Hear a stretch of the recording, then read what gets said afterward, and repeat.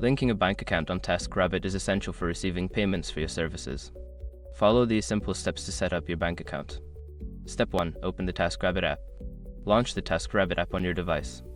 If you don't have it installed, download it from your app store and create an account or login. Step 2. Access account settings.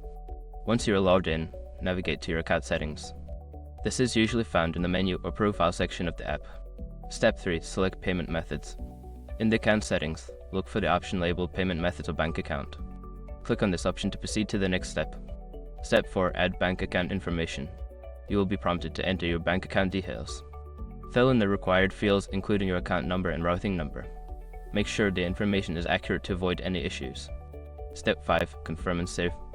After entering your bank details, review the information for accuracy. Once confirmed, save the changes. You may receive a verification email or notification to finalize the linking process. Now you are all set to receive payments through your linked bank account on TaskRabbit.